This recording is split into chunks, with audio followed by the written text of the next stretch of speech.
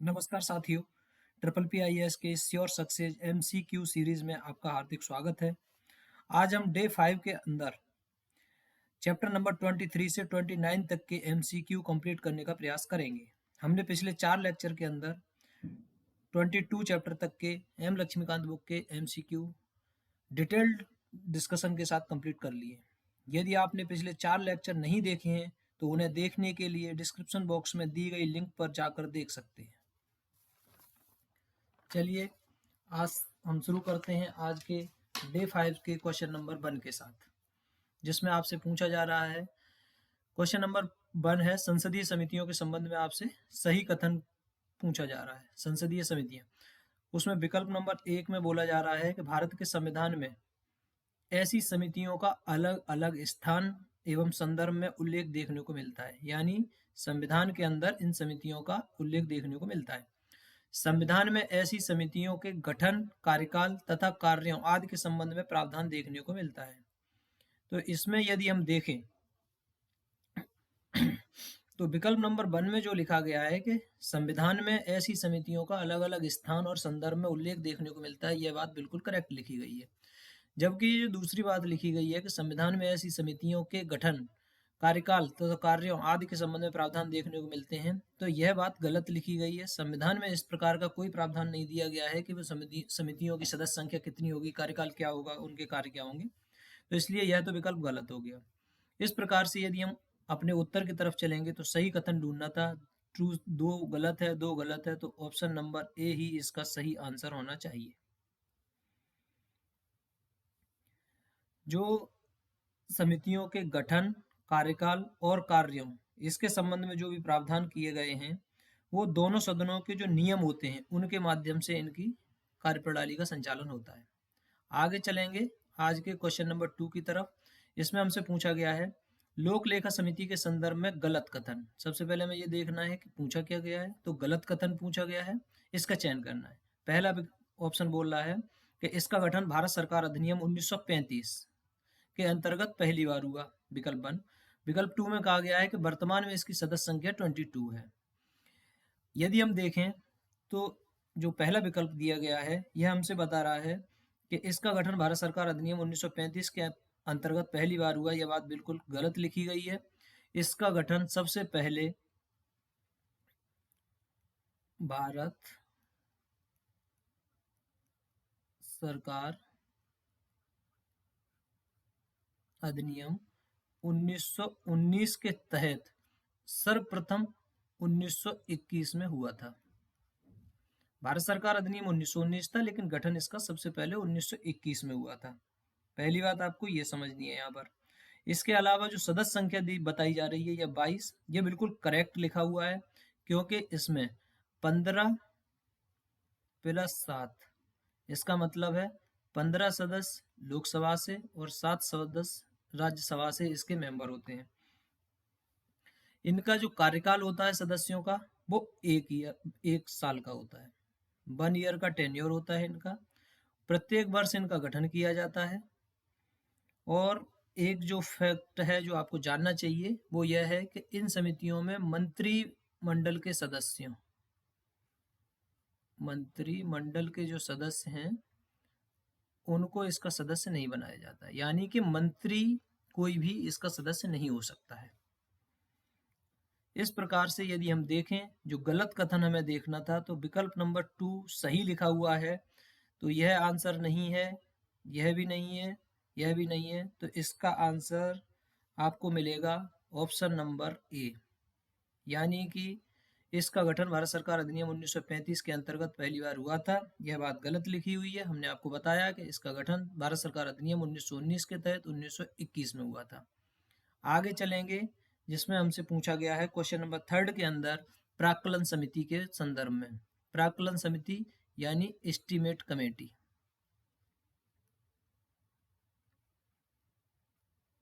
Estimate committee के संदर्भ में हमसे सही कथन पूछा जा रहा है। इसमें बोला गया है विकल्प 1, समिति का गठन दोनों सदनों के सदस्यों को मिलाकर होता है। यहाँ दोनों सदनों से तात्पर्य है कि लोकसभा प्लस राज्यसभा, इन दोनों सदनों के जो सदस्य हैं इनको मिलाकर समिति का गठन किया जाएगा। वर्तमान में इस समिति की सदस्य संख्या 30 है। आइए अब हम देखते हैं इनका विश्लेषण, तब हमें मालूम पड़ेगा कि इनमें फर्स्ट और टू में कौन सा सही है कौन सा गलत है। हमें निकालना है सही कथन। तो समिति का गठन दोनों सदनों के सदस्यों से मिलाकर होता है, यह बात गलत लिखी गई है, क्योंकि इस समिति की एक विशेषता है, वो यह है कि इसके कम जितने भी सदस्य होते हैं वो लोकसभा से चुने जाते हैं, इसमें राज्यसभा की मेंबरशिप नहीं होती है, पहली बात। दूसरा, इसमें जो बताया गया है कि इसकी सदस्य संख्या 30 होती है, यह बात पूरी तरीके से सही लिखी गई है। यदि हम इस क्वेश्चन की तरफ देखें तो इसमें सही कथन पूछा था, पहला गलत हो गया है, तो हमारा जो आंसर है वो विकल्प नंबर बी है, यानी कि ओनली 2 इज करेक्ट। अब हम इस समिति के थोड़े इतिहास के बारे में यदि डिस्कशन करें तो हमें देखने को मिलेगा कि 1950 के अंदर जॉन मथाई की समिति बनी थी, उनकी सिफारिश पर इसका गठन पहली बार किया गया था। जब यह समिति बनाई गई थी उस समय इसमें सदस्य संख्या हुआ करती थी 25। इस समय इसकी संख्या होती थी 25। इसे आगे 1956 में बढ़ाकर 30 कर दिया गया।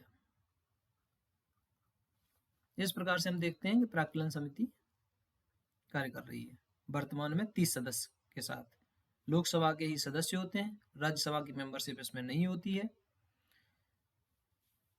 आई होप आप लोगों को समझ में आया होगा इसका जो डिस्कशन किया गया है। क्वेश्चन नंबर 4 की तरफ बढ़ेंगे, जिसमें आपसे पूछा जा रहा है सार्वजनिक उद्यम समिति का गठन किस समिति की सिफारिश पर किया गया था।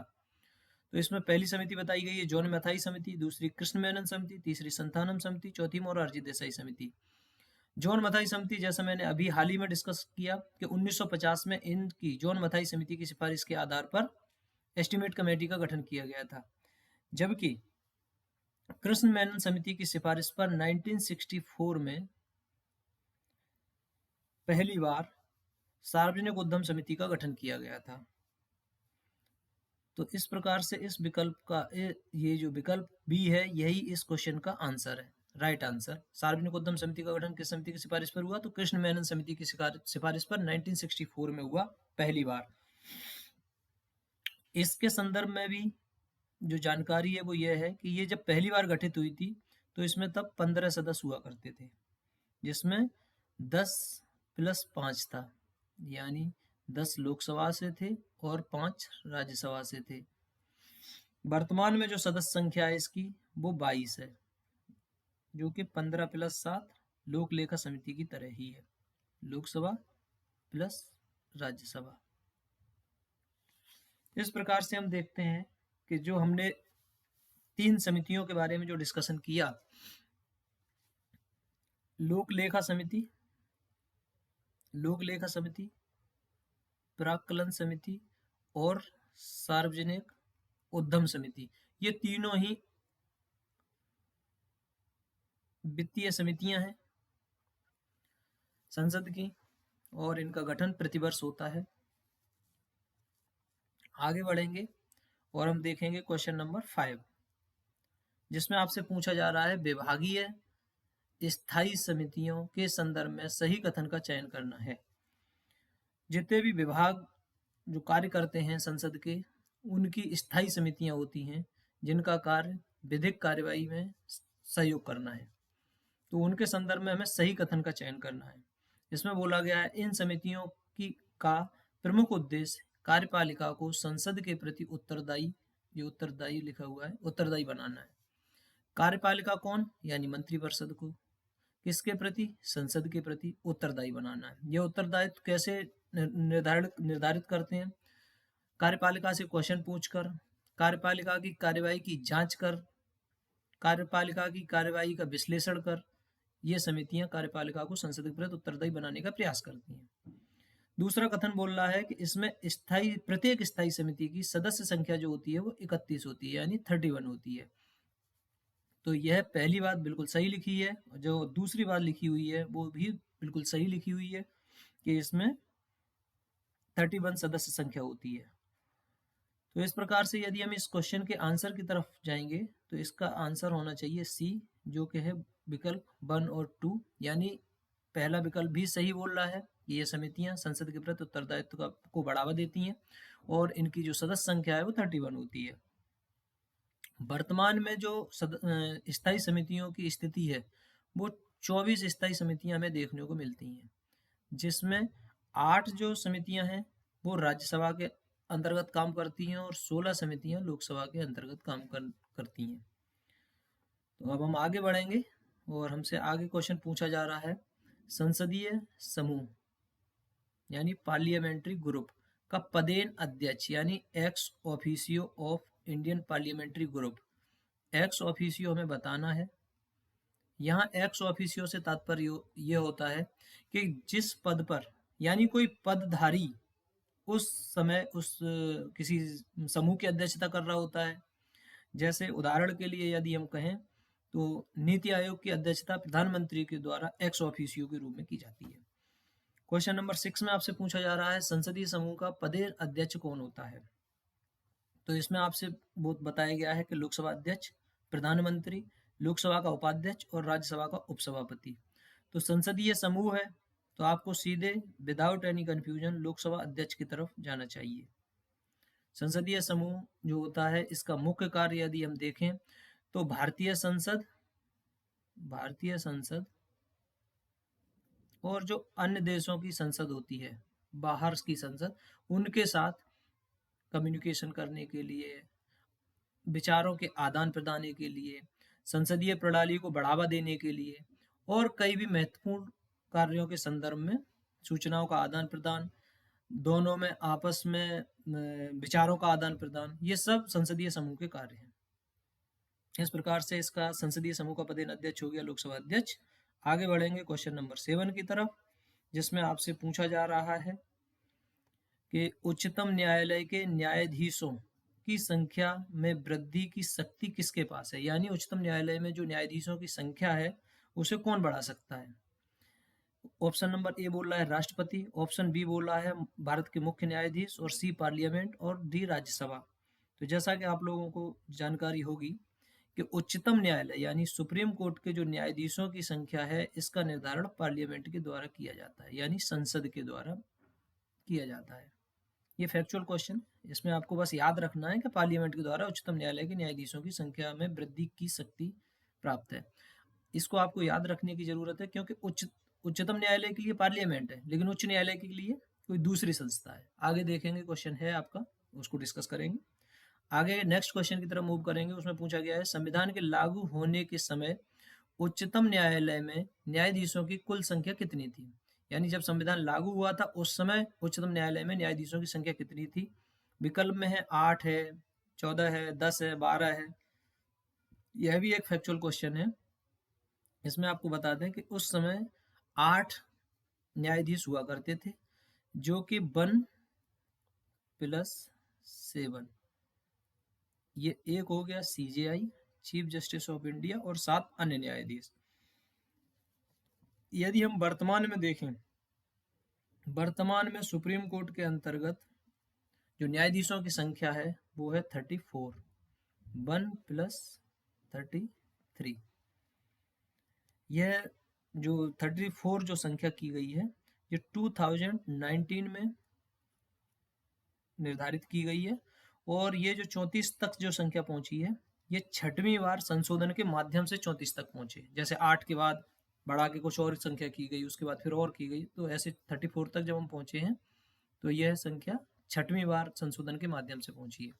आगे बढ़ेंगे क्वेश्चन नंबर 9 की तरफ, जिसमें आपसे पूछा जा रहा है कि भारतीय न्यायिक प्रणाली के संदर्भ में कॉलेजियम व्यवस्था का उद्भव कब देखने को मिलता है? कॉलेजियम व्यवस्था भी हाल ही में काफ़ी चर्चा में रही। इसकी कई विशेषज्ञों के द्वारा कमियां बताई जाती हैं। इसका मुख्य जो कार्य है कॉलेजियम व्यवस्था का है, भारत में जो न्यायाधीशों का चयन होता है उसमें सलाह देना और इनकी सिफारिश के आधार पर ही राष्ट्रपति के द्वारा भारत में न्यायाधीशों की नियुक्ति की जाती है। तो पहला विकल्प में लिखा हुआ है 1982 में इसका उद्भव हुआ, फिर दिया है 1993 में इसका उद्भव हुआ, फिर लिखा है 1998 और फिर लिखा है 1999।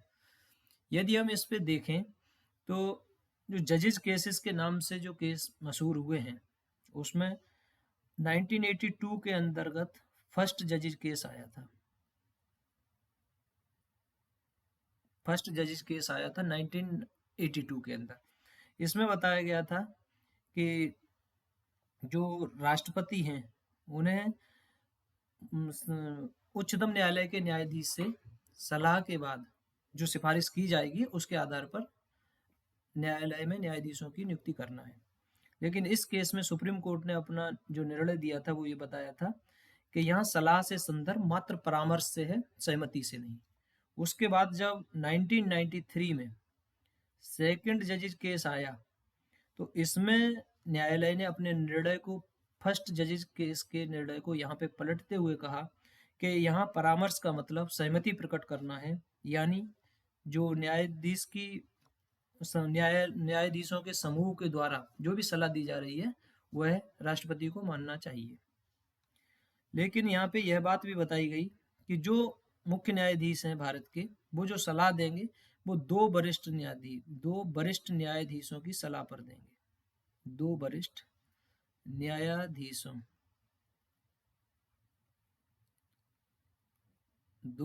न्यायाधीशों की सलाह पर ही अपना जो भी सलाह राष्ट्रपति को सौंपेंगे नियुक्ति के संदर्भ में, वो सबसे पहले उच्चतम न्यायालय के दो वरिष्ठ न्यायाधीशों से सलाह मशवरा करेंगे। यह बात सेकंड जजेस केस के अंतर्गत आई। जब थर्ड जजेस केस आया 1998 में, ये थर्ड जजेस केस, तो इसमें बताया गया कि जो चीफ जस्टिस ऑफ इंडिया हैं, चीफ जस्टिस ऑफ इंडिया, यह राष्ट्रपति को सलाह देने से पहले चार वरिष्ठ न्यायाधीशों से सलाह करेंगे। चार वरिष्ठ न्यायाधीशों से डिस्कस करेंगे, उसके बाद ही राष्ट्रपति को न्यायाधीशों की नियुक्ति के संदर्भ में कोई भी सलाह देंगे। इस प्रकार से हम देखते हैं जो कॉलेजियम प्रणाली का उद्भव है वो 1993 के अंदर सेकंड जजेस केस के अंदर माना जाता है। आई होप कि आप लोगों को ये कॉलेजियम व्यवस्था की जो टाइमलाइन है, कैसे 1982 में फर्स्ट जजेस केस आता है, सुप्रीम कोर्ट अपना वर्डिक्ट देते हैं, उसके बाद 1993 के अंतर्गत सेकंड जजेस केस आता है, सुप्रीम कोर्ट इसमें अपना पहले वाले निर्णय को पलटते हुए अलग व्याख्या प्रस्तुत करते हैं। उसके बाद जब 1998 में थर्ड जजेस केस आता है तो 1993 में जहां दो न्यायाधीशों से सलाह करनी थी चीफ जस्टिस ऑफ इंडिया को, उसके बाद सिफारिश करनी थी, 1998 में चार वरिष्ठ न्यायाधीशों से सलाह करने के बाद ही सिफारिश करनी थी। आगे एक जो केस हुआ है वो एनजेएसी के संबंध में है, NJAC national judicial appointment commission. यह जो केस आया था ये 2014 में 2014 में 99वें संविधान संशोधन के माध्यम से आया था। 99वें संशोधन के माध्यम से इसके द्वारा जो संसद है, संसद के द्वारा यह विधेयक पारित किया गया, लेकिन न्यायालय ने इसको विधि शून्य कर दिया।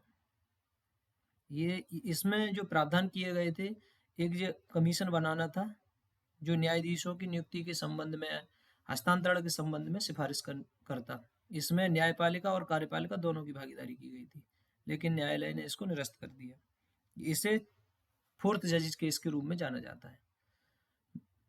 अब हम आगे बढ़ेंगे आज के क्वेश्चन नंबर 10 की तरफ, जिसमें आपसे पूछा जा रहा है कि उच्चतम न्यायालय का न्यायाधीश होने के लिए किसी व्यक्ति में निम्नलिखित किन योग्यताओं का होना जरूरी है। सुप्रीम कोर्ट में किसी व्यक्ति को अगर न्यायाधीश बनना है तो उसमें कौन सी योग्यताएं होना जरूरी है। तो इसमें हम देख रहे हैं कि जो योग्यताएं उसे चाहिए, फर्स्ट बोल रहा है कि उसे किसी उच्च न्यायालय का कम से कम 5 साल के लिए न्यायाधीश होना चाहिए, पहली बात। दूसरा बोला गया है कि उसे उच्च न्यायालय या अन्य न्यायालयों से मिलाकर, उच्च न्यायालय या अन्य न्यायालयों में मिलाकर 10 वर्ष तक का वकालत का अनुभव होना चाहिए। राष्ट्रपति के मत में प्रख्यात न्यायविद होना चाहिए और उसे जन्म से भारत का नागरिक होना चाहिए। जैसा कि आप लोगों को ज्ञात होगा कि उसे भारत का नागरिक तो होना चाहिए, लेकिन जन्म से ऐसा प्रावधान भारतीय संविधान में नहीं किया गया है। तो हम देखेंगे कि यह विकल्प गलत हो गया। तो फोर्थ विकल्प गलत होने के बाद हमारे पास केवल और केवल एक विकल्प बचा है, वो विकल्प है विकल्प नंबर बी 1, 2 एंड 3। यानी उसमें बताया गया है कि उच्च न्यायालय में उच्च न्यायालय का काम कम से कम, ये कम से कम लिखा हुआ है, ये टाइपिंग मिस्टेक है, कम से कम 5 साल के लिए न्यायाधीश होना चाहिए, उसे उच्च न्यायालय या अन्य न्यायालयों में मिलाकर 10 वर्ष तक का वकालत का अनुभव होना चाहिए और राष्ट्रपति के मत में प्रख्यात न्यायविद होना चाहिए। यदि राष्ट्रपति को लगता है कि कोई व्यक्ति कानून का अच्छा ज्ञाता है तो राष्ट्रपति उसे सुप्रीम कोर्ट के अंदर न्यायाधीश के रूप में नियुक्त कर सकते हैं। आगे बढ़ेंगे, आज का क्वेश्चन नंबर देखेंगे 11।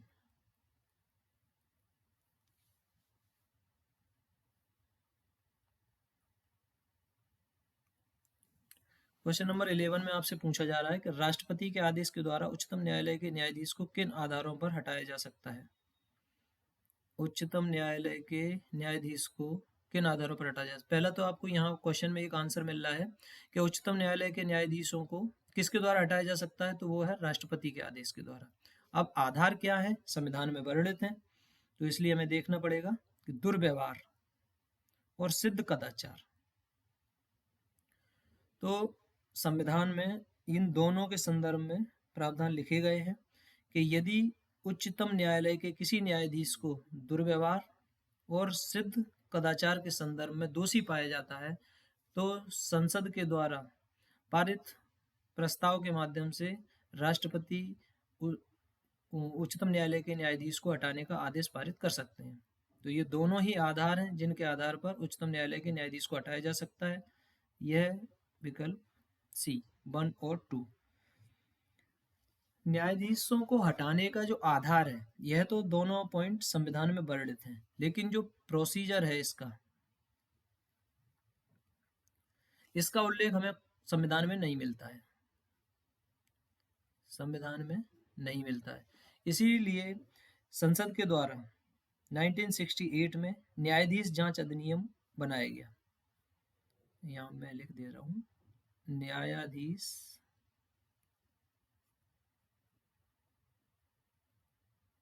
जांच अधिनियम 1968। इसके माध्यम से महाभियोग की एक प्रक्रिया है, उसको संसद के द्वारा चलाया जाता है। किसी भी सदन में इसको लाया जा सकता है, राज्यसभा लोकसभा में अलग अलग प्रोसीजर है। इतना डिटेल में मेरे हिसाब से प्री के लिए रिक्वायरमेंट है नहीं, बस आपको यह जानना है कि किस अधिनियम से है, तो न्यायाधीश जांच अधिनियम 1968 है। इसके माध्यम से जांच की प्रक्रिया है, यह संविधान में वर्णित नहीं है, यह आपको विशेष रूप से जानना है। संविधान में जो वर्णित है वो यह है कि दुर्व्यवहार यानी इनकैपेसिटी, सिद्ध कदाचार यानी कि जो सिद्ध कदाचार है ये होता है प्रूव मिसबिहेवियर। तो इन दो आधारों पर राष्ट्रपति उच्चतम न्यायालय के न्यायाधीश को पद से हटा सकता है। आगे बढ़ेंगे, आज का क्वेश्चन नंबर है तदर्थ न्यायाधीश के संबंध में गलत कथन। एडॉक बेसिस पे जो न्यायाधीशों की नियुक्ति होती है उसके संदर्भ में गलत कथन देखना है। इसकी नियुक्ति उच्चतम न्यायालय में कोरम पूरा करने के लिए की जाती है, पहला विकल्प, और इसकी नियुक्ति भारत के राष्ट्रपति के द्वारा की जाती है। सबसे पहले तो हमें ये जानना पड़ेगा कि इसमें गलत कथन हमें बताना था, और इसकी जो नियुक्ति है वह राष्ट्रपति के द्वारा नहीं की जाती है। इसकी जो नियुक्ति है वो चीफ जस्टिस ऑफ इंडिया के द्वारा की जाती है। लेकिन इसमें जो शर्त लिखी गई है, इसका जो उल्लेख हमें देखने को मिलता है वो हमें देखने को मिलता है आर्टिकल 127 में, 127 आर्टिकल नंबर 127 के अंतर्गत तदर्थ न्यायाधीश एडॉक जजेस की नियुक्ति के संबंध में प्रावधान देखने को मिलता है। सीजेआई के द्वारा इसकी नियुक्ति की जाती है, लेकिन जिस हाईकोर्ट से किसी न्यायाधीश को नियुक्त किया जा रहा है उस हाईकोर्ट के मुख्य न्यायाधीश से और राष्ट्रपति की पूर्व अनुमति के बाद सीजेआई इसकी नियुक्ति करता है। इस आधार पर यदि हम क्वेश्चन के आंसर की तरफ मूव करेंगे तो इसमें विकल्प नंबर 2 यानी बी ऑप्शन गलत है, जबकि यह सही लिखा हुआ है कि न्यायालय में कोरम पूरा करने के लिए इसकी नियुक्ति की जाती है। आगे बढ़ें और हम देखेंगे, आज का क्वेश्चन नंबर है आपका कार्यकारी न्यायाधीश के संबंध में। कार्यकारी मुख्य न्यायाधीश एक्टिंग चीफ जस्टिस की नियुक्ति किसके द्वारा की जाती है? भारत के मुख्य न्यायाधीश, राष्ट्रपति, लोकसभा या राज्यसभा के द्वारा? तो ये एक बहुत ही फैक्चुअल क्वेश्चन है, लेकिन पूछा गया क्वेश्चन है एक्टिंग चीफ जस्टिस, इसके संबंध में जो प्रावधान है वो आर्टिकल 126 के अंदर देखने को मिलता है। एडॉक जो जजेस रहते हैं उनके संदर्भ में जो प्रावधान है वो 127 में, लेकिन एक्टिंग चीफ जस्टिस का प्रावधान 126 के अंदर देखने को मिलता है।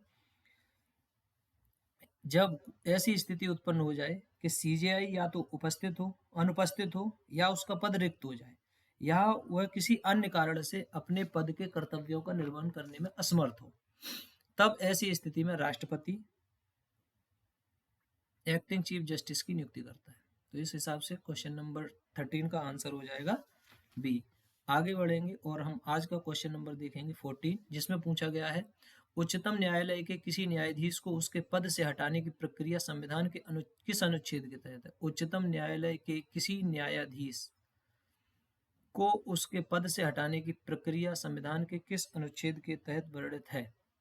तो इसमें जो आपका अनुच्छेद लिखे गए हैं उसमें 124(4), 124(2) और 124(3) और 124। तो इसका जो सही आंसर है वो है 124(4). यह एक आर्टिकल है, इसको आपको याद करना है कि उच्चतम न्यायालय के किसी न्यायाधीश को उसके पद से हटाने की प्रक्रिया संविधान के किस अनुच्छेद के तहत दी गई है। तो अनुच्छेद 124(4) के अंदर। आगे बढ़ेंगे क्वेश्चन नंबर 15 की तरफ, जिसमें पूछा गया है हमसे कि गलत युग्म का चयन करें। अब गलत युग्म हमें बताना है। इसमें उच्चतम न्यायालय में प्रथम महिला न्यायाधीश, इसमें लिखा गया है फातिमा बीबी। सबसे कम समय तक मुख्य न्यायाधीश के रूप में कार्य करने वाले न्यायाधीश के.एन. सिंह। लोक हितवाद के प्रणेता पी.एन. भगवती। और सबसे लंबी अवधि तक मुख्य न्यायाधीश, इसमें लिखा गया है एच.एस. कपाड़िया। अब हम इनका अगर विश्लेषण करें तो विकल्प नंबर ए में लिखा था उच्चतम न्यायालय की प्रथम महिला न्यायाधीश फातिमा बीबी, जैसा कि ये करेक्ट है, आप सभी को पता है इसके संदर्भ में। सबसे कम समय तक मुख्य न्यायाधीश के रूप में कार्य करने वाले के.एन. सिंह, यानी इनका नाम था कमल नारायण सिंह। यह केवल और केवल 18 दिन के लिए सीजेआई बने थे। ये सबसे कम समय के न्यायाधीश हो गए। जबकि सी नंबर में जो लोक हितवाद के लिए लिखा गया है, इसमें पी.एन. भगवती जी हैं। ये भारत के 17वें सीजेआई थे। 17वें सीजेआई, इनके द्वारा पीआईएल, पब्लिक इंटरेस्ट लिटिगेशन को खूब बढ़ावा दिया गया। सबसे लंबी अवधि तक मुख्य न्यायाधीश रहने वाले एच.एस. कपाड़िया नहीं थे। इनकी जगह वर्तमान में जो मुख्य न्यायाधीश हैं उनके आई थिंक फादर थे वाई.बी. चंद्रचूड़। यह सबसे लंबे समय तक भारत के मुख्य न्यायाधीश रहे। जो एच.एस. कपाड़िया हैं, इनके संदर्भ में यह फैक्ट है कि यह स्वतंत्र भारत में जन्म लेने वाले भारत के पहले सीजीआई बने थे। इस प्रकार से हम देखेंगे कि ऑप्शन नंबर डी इसका गलत मैचिंग है, और इस क्वेश्चन का जो आंसर है वो ऑप्शन नंबर डी है। आगे बढ़ेंगे क्वेश्चन नंबर 16 की तरफ, जिसमें बोला गया है कि उच्चतम न्यायालय के मूल क्षेत्राधिकार के संबंध में सही कथन का चयन करें। मूल क्षेत्राधिकार किसी नागरिक के द्वारा केंद्र या राज्य के विरुद्ध ले जाए गए मामलों को इसके अंतर्गत स्वीकार नहीं किया जाता है। दूसरा विकल्प है राजनीतिक प्रकृति के विवादों को इसमें शामिल किया जा सकता है।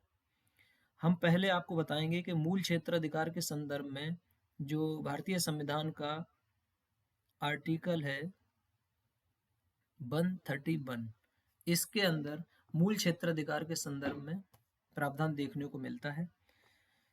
इसमें पहला जो विकल्प लिखा गया है कि किसी नागरिक के द्वारा केंद्र और राज्य के विरुद्ध ले जाए गए मामलों को इसमें अंतर्गत स्वीकार नहीं किया जाता, यह बात बिल्कुल सही है। यह सही इसलिए है कि इसके अंतर्गत जो मामले सुने जाते हैं वह एक पक्ष केंद्र या राज्य और दूसरे पक्ष में कोई एक राज्य या राज्यों का समूह, दूसरा या एक तरफ केंद्र हो और दूसरी तरफ राज्यों का कोई समूह हो या कोई राज्य हो, उनके मामले सुने जाते हैं। इसमें बोला है दूसरा कि राजनीतिक प्रकृति के विवादों को इसमें शामिल किया जा सकता है, तो यह बात पूरी तरीके से गलत लिखी हुई है। राजनीतिक प्रकृति के विवादों को इसमें शामिल नहीं किया जाता है, जबकि इसमें लीगल मैटर्स, विधिक जो विषय होते हैं उनको इसमें शामिल किया जाता है। विधिक मैटर कैसे हैं, जैसे कोई संघ राज्य सूची का विषय है, कोई संवर्ती सूची का विषय है, उसके आधार पर अगर कोई कानून बनाया है संघीय सरकार के द्वारा, किसी राज्य को आपत्ति है तो वो न्यायालय में जा सकता है। तो हमें बताना था सही कथन, बी गलत है, तो इस हिसाब से इसका जो क्वेश्चन का आंसर है वो ऑप्शन नंबर ए होना चाहिए। आगे बढ़ेंगे, आज का क्वेश्चन नंबर 17 है, जिसमें बोला गया है कि संविधान के किस अनुच्छेद के तहत राष्ट्रपति को उच्चतम न्यायालय से सलाह लेने का अधिकार है। यह भारतीय संविधान में एक विशेष फीचर ऐड किया गया है कि भारत के राष्ट्रपति को उच्चतम न्यायालय से सलाह लेने का अधिकार प्राप्त हुआ है। यह किस अनुच्छेद के तहत है? 140, 141, 142, 143। तो यह प्रावधान भारतीय संविधान के अनुच्छेद 143 के अंदर रहता है। यह तो हो गया फैक्ट। इसके संदर्भ में जो विश्लेषण है वो यह है कि ये दो पक्ष हैं इसके, 143 नंबर अनुच्छेद के दो पक्ष हैं। पहला यह है कि यदि कोई सार्वजनिक महत्व का कोई मामला आता है जिसमें विधिक प्रश्न उत्पन्न हो रहा है तो राष्ट्रपति न्यायालय से सलाह ले सकते हैं।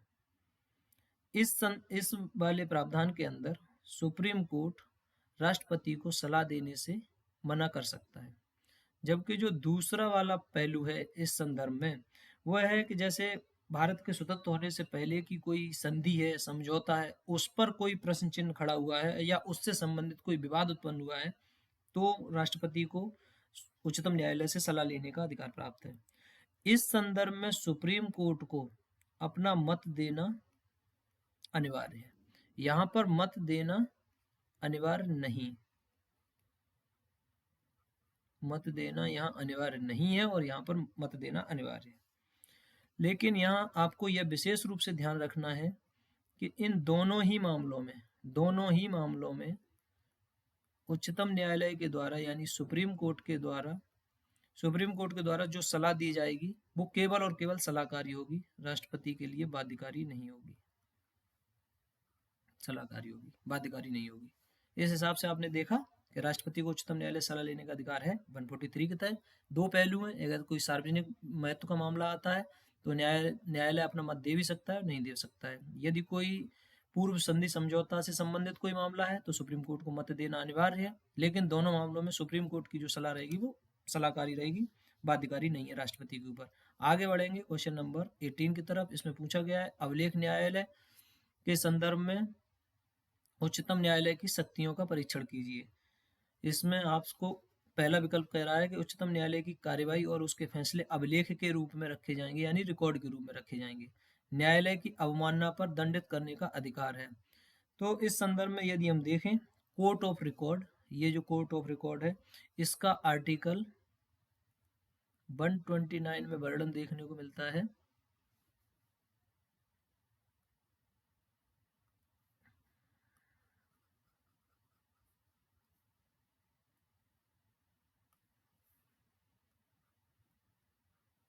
आर्टिकल 129 के अंदर इसे देखने को मिलता है अभिलेख न्यायालय, कोर्ट ऑफ रिकॉर्ड।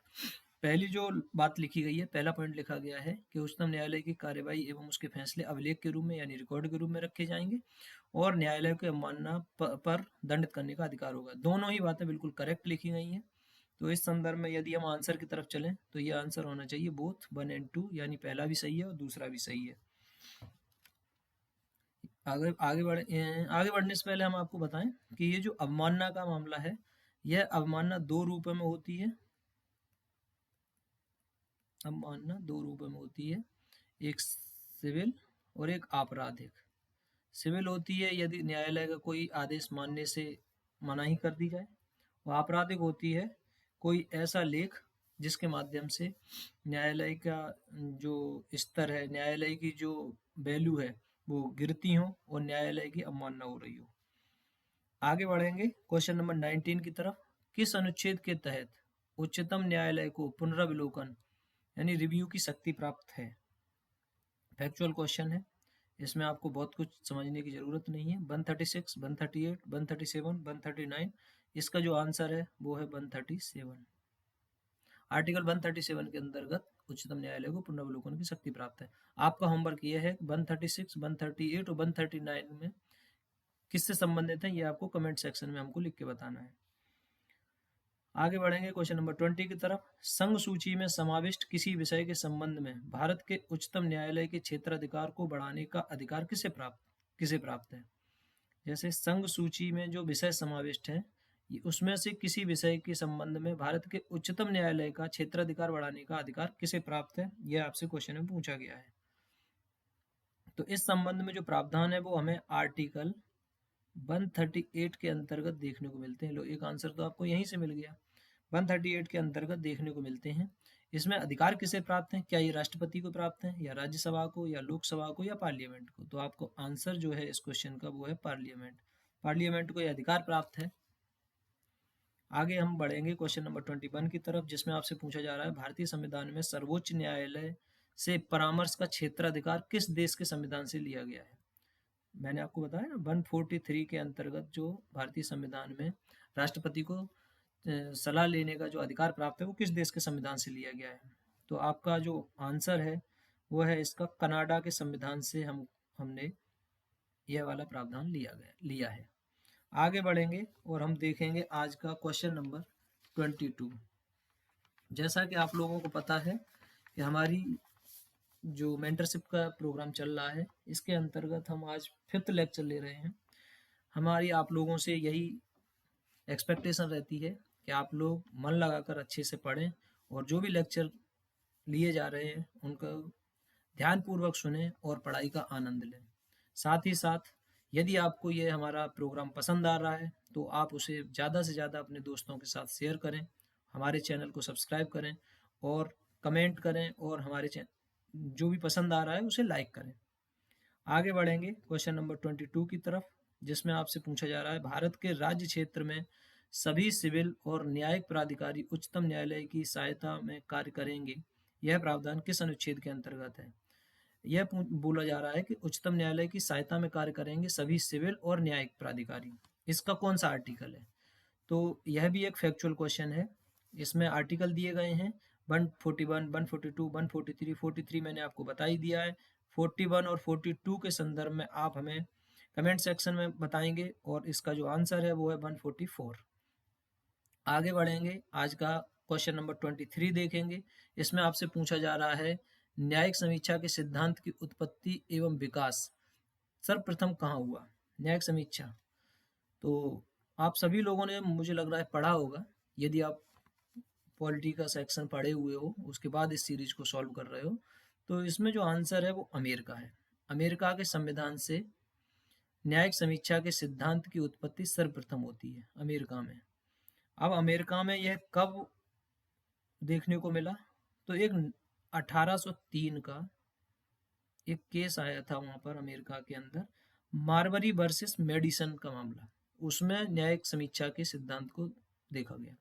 आगे बढ़ेंगे क्वेश्चन नंबर 24 की तरफ, जिसमें आपसे पूछा जा रहा है कि न्यायिक समीक्षा के महत्व के संदर्भ में सही कथन का चयन करें। इसमें संविधान की सर्वोच्चता को बनाए रखने के लिए, संघीय संतुलन को बनाए रखने के लिए, नागरिकों के मूल अधिकारों को रक्षा के लिए। न्यायिक समीक्षा का मतलब होता है जुडिशियल रिव्यू। इसके माध्यम से न्यायपालिका कार्यपालिका या विधायिका के द्वारा बनाए गए कानूनों या लागू किए गई विधियों का परीक्षण करता है कि क्या वो विधि सम्मत हैं या नहीं। यदि वह विधि सम्मत है देन ओके, यदि वो विधि सम्मत नहीं है तो जुडिशियल रिव्यू के अंतर्गत न्यायपालिका को यह शक्ति प्राप्त है कि वो उनको उन विधियों को उन कानूनों को विधि शून्य घोषित कर दे। इसी लिए इस संदर्भ में यदि हम देखें तो संविधान की सर्वोच्चता यानी संविधान के नियमों, कानूनों और मूल्यों को बनाए रखने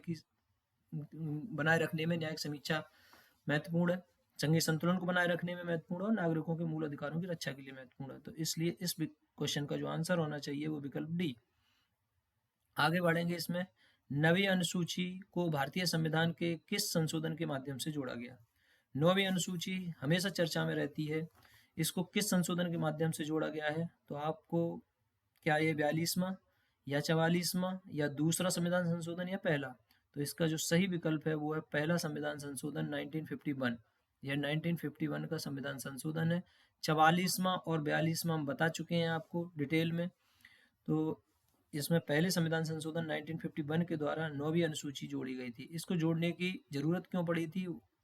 उस समय जो संपत्ति का अधिकार था वो मूल अधिकार हुआ करता था और इंडस्ट्रियलाइजेशन को बढ़ावा देने के लिए संपत्ति का आहरण करना सरकार के लिए जरूरी था। तो इसलिए सरकार के द्वारा पहले संविधान संशोधन में ऐसे विषयों को रखा गया जिनका जुडिशियल रिव्यू ना हो सके।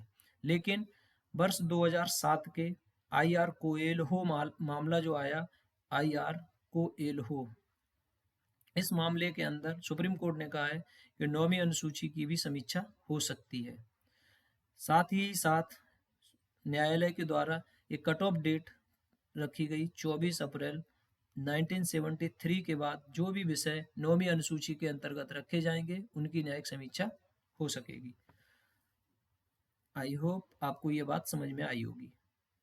आगे बढ़ेंगे 26 की तरफ। भारत में न्यायिक सक्रियता, जुडिशियल एक्टिविज्म को बढ़ावा देने वाली प्रमुख न्यायाधीशों में शामिल हैं। पहले नंबर पर जो न्यायाधीश हैं वो न्यायमूर्ति BR कृष्ण अय्यर, न्यायमूर्ति PN भगवती, न्यायमूर्ति चिन्नप्पा रेड्डी, ये ओ चिन्नप्पा रेड्डी हैं, न्यायमूर्ति देसाई। तो हम देखते हैं कि ये चारों के चारों जो न्यायाधीश थे ये न्यायिक सक्रियता, जुडिशियल एक्टिविज्म में शामिल रहे हैं। तो यानी डी ऑप्शन इसका आंसर होना चाहिए। जुडिशियल एक्टिविज्म से आशय है जब न्यायालय सामाजिक आर्थिक कल्याण की दिशा में कदम बढ़ाते हुए कि निर्णयों को देना शुरू कर दे, तो उस समय न्यायिक सक्रियता को की जो भावना है वो देखने को मिलती है। आगे बढ़ेंगे क्वेश्चन नंबर 27 की तरफ। भारत में जनहित याचिका के मुख्य प्रवर्तक यानी PIL के मुख्य प्रवर्तक कौन है? तो इसमें दिया गया न्यायमूर्ति BR कृष्ण अय्यर और न्यायमूर्ति PN भगवती। इनके संदर्भ में भी ऊपर भी आपने पढ़ा है, 17वें CJI है और BR कृष्ण अय्यर है मुख्य प्रवर्तक। ये दोनों ही लोग जनहित याचिका के मुख्य प्रवर्तक रहे हैं। तो इस संदर्भ में इसका आंसर होना चाहिए विकल्प C। PIL से आशय है कि यदि कोई ऐसा व्यक्ति जो न्यायालय में नहीं जा सकता है तो उसके ब्याह पर कोई दूसरा व्यक्ति न्यायालय में जाए और उसको उसके लिए न्याय की गुहार लगा सके। आगे बढ़ेंगे 28 की तरफ। इसमें आपसे पूछा गया है जनहित याचिका के मुख्य उद्देश्यों को निम्नलिखित में से कौन कौन से पक्ष शामिल है, यानी PIL में कौन से पक्ष शामिल है। पहला है कानून के शासन की रक्षा, दूसरा है सामाजिक आर्थिक रूप से कमजोर वर्गों की न्याय तक पहुंच, तीसरा है मौलिक अधिकारों को प्रभावी ढंग से प्राप्त करना। मैंने आपको जैसा कि PIL के संदर्भ में अभी बताया, तो उस आधार पर यदि हम PIL के उद्देश्यों को देखें तो इसमें कानून के शासन की रक्षा भी होती है, सामाजिक आर्थिक रूप से कमजोर वर्गों को न्याय तक पहुंच को बढ़ावा मिलता है और मौलिक अधिकारों को प्रभावी ढंग से प्राप्त किया जा सकता है। इस प्रकार से इसका आंसर होगा विकल्प D, all of the above. Question number 29 की तरफ। किस अनुच्छेद के तहत यह उपबंध किया गया है कि प्रत्येक राज्य के लिए एक उच्च न्यायालय होगा? फैक्चुअल क्वेश्चन है लेकिन जानने के लिए जरूरी क्वेश्चन है कि कौन सा ऐसा अनुच्छेद है जो बताता है कि प्रत्येक राज्य के लिए एक उच्च न्यायालय होगा। वह है अनुच्छेद 215। 212 में क्या है, 213 में क्या है और 214 में क्या है, इन तीनों के आर्टिकल के जो प्रावधान है वो हमें कमेंट सेक्शन में आप लोग बताएंगे। यदि आप लोग पार्टिसिपेशन करेंगे तो मुझे भी अच्छा लगेगा। मुझे लगेगा कि जीवित लोग हमारे लेक्चर को सुन रहे हैं, जिनके अंदर अभी जुनून बाकी है, जिंदा है। यदि आप ऐसे ही केवल सुनेंगे तो इसका लाभ नहीं मिलेगा आपको। क्वेश्चन नंबर 30 की तरफ जाएंगे। उच्च न्यायालय के न्यायाधीशों की संख्या किसके द्वारा बढ़ाई जाती है? हम ऊपर सुप्रीम कोर्ट के न्यायाधीशों की संख्या किसके द्वारा निर्धारित होती है ये बात बता चुके हैं। यदि आप लोग ध्यान से हमारे लेक्चर को सुन रहे हैं तो आप कमेंट सेक्शन में हमें बताएं कि सुप्रीम कोर्ट के न्यायाधीशों की संख्या किसके द्वारा बढ़ाई या घटाई जा सकती है। इसमें उच्च न्यायालय के न्यायाधीशों की संख्या किसके द्वारा बढ़ाई जा सकती है? तो इसका जो आंसर है वो है राष्ट्रपति। राष्ट्रपति के द्वारा उच्च न्यायालय के न्यायाधीशों की संख्या का निर्धारण होता है। क्वेश्चन नंबर 31 की तरफ मूव करेंगे। इसमें पूछा गया है कि उच्च न्यायालय का न्यायाधीश होने के लिए किन योग्यताओं का होना आवश्यक है? ऊपर हम सुप्रीम कोर्ट की न्यायाधीश होने के लिए योग्यताओं का वर्णन कर चुके हैं। अब हम उच्च न्यायालय की, इसमें बोला गया है कि भारत का नागरिक होना चाहिए, भारत राज्य क्षेत्र में कम से कम 10 वर्ष तक न्यायिक पद पर कार्य कर चुका हो अथवा वह उच्च न्यायालय में लगातार 10 वर्ष तक अधिवक्ता रह चुका हो, एडवोकेट रहा हो। यदि हम आर्टिकल 217 क्लॉज 2 के अंदर देखें तो हमें ये दोनों ही प्रावधान देखने को मिलते हैं। इस प्रकार से इस क्वेश्चन का जो आंसर होगा वो होगा बोथ 1 एंड 2। नागरिक वाला जो प्रावधान है ये भी होना चाहिए और ये दोनों भी प्रावधान होने चाहिए। अब हम आगे बढ़ेंगे क्वेश्चन नंबर 32 की तरफ। इसमें पूछा गया है उच्चतम न्यायालय में अपर न्यायाधीश एवं कार्यकारी न्यायाधीश की नियुक्ति कौन करता है? तो हम देखते हैं कि जो भारतीय संविधान का आर्टिकल 224 है, यानी कि 224 है, इसमें अपर यानी कि एडिशनल और कार्यकारी यानी कि एडहॉक एक्टिंग एक्टिंग जजेस, इनकी नियुक्ति उच्च न्यायालय में कौन करता है? तो इसमें मुख्य न्यायाधीश, राज्यपाल, पार्लियामेंट या राष्ट्रपति? तो इसका आंसर है राष्ट्रपति। राष्ट्रपति के द्वारा उच्च न्यायालय में अपर न्यायाधीश और कार्यकारी न्यायाधीश की नियुक्ति की जाती है। यदि किसी उच्च न्यायालय पे कार्य अधिक हो गया है, वो कार्य का बोझ है, तो इस स्थिति में और ये जो कार्यकारी न्यायाधीश हैं, यह न्यायाधीश की अनुपस्थिति या वो पदी कर्तव्यों को निर्वहन में असमर्थ हो, उस स्थिति में राष्ट्रपति के द्वारा उच्च न्यायालय में इन दोनों न्यायाधीशों की नियुक्ति की जा सकती है। अब हम जाएंगे क्वेश्चन नंबर 33 की तरफ, जिसमें आपसे पूछा जा रहा है कि उच्च न्यायालय के न्यायाधीशों को शपथ किसके द्वारा दिलवाई जाती है? उच्च न्यायालय के न्यायाधीशों को शपथ किसके द्वारा दिलवाई जाती है? क्या राष्ट्रपति, या मुख्य न्यायाधीश, या राज्यपाल, या महाधिवक्ता? तो आपके जो आर्टिकल है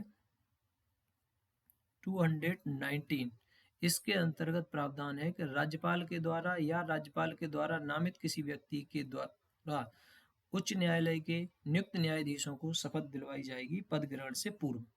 अब हम आगे बढ़ेंगे, इसमें हमें गलत युग्म निकालना है। क्वेश्चन नंबर 34 में उच्च न्यायालय दिए गए हैं और उनके स्थापना वर्ष दिए गए हैं। दिल्ली का उच्च न्यायालय 1966 में, कलकत्ता का उच्च न्यायालय 1863 में, चेन्नई का उच्च न्यायालय 1862 में और राजस्थान का उच्च न्यायालय 1949 में। यदि आप इसमें आपने जो एक्ट आया था हाई कोर्ट एक्ट वाला, हाई कोर्ट के संदर्भ में जो एक एक्ट आया था जिसके माध्यम से 3 हाई कोर्ट ब्रिटिश टाइम में बनाए गए थे, जिसमें कलकत्ता था, बॉम्बे था और मद्रास था। ये तीनों के तीनों जो कोर्ट हैं ये 1862 में बनाए गए थे। तो कोलकाता वाला जो 1863 लिखा है यह हो जाएगा 1862, ये अब बनाया गया था। आगे देखेंगे, इसका जो विकल्प आंसर होना चाहिए वो बी।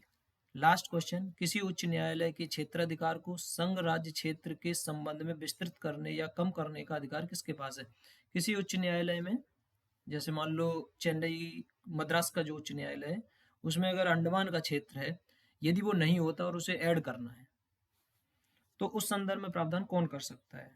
तो यह राष्ट्रपति के द्वारा, राज्यपाल के द्वारा, मुख्य न्यायाधीश के द्वारा या पार्लियामेंट के द्वारा। तो इस विषय का जो इस क्वेश्चन का आंसर है वो है पार्लियामेंट। पार्लियामेंट के द्वारा किसी भी उच्च न्यायालय के कार्य क्षेत्र को संघ राज्य क्षेत्र के संबंध में विस्तृत करने का अधिकार प्राप्त है। इस प्रकार हम देखेंगे कि आज हमारी जो MCQ सीरीज का लेक्चर नंबर 5 यहाँ पर समाप्त होता है। आप लोग ध्यानपूर्वक हमारी इस सीरीज को सुन रहे हैं और आनंद उठा रहे हैं। हम आपसे जो एक्सपेक्ट करते हैं वो ये है कि आप हमें अपने प्रतिक्रिया के माध्यम से कैसा आपको लग रहा है हमारा लेक्चर, वह हमें ज़रूर बताएं। और यदि आपको अच्छा लग रहा है, आप आनंद उठा रहे हैं, तो आप अपने दोस्तों के साथ शेयर करें, हमारे चैनल को सब्सक्राइब करें और अधिक से अधिक लाइक करें। आपका दिन शुभ हो। धन्यवाद।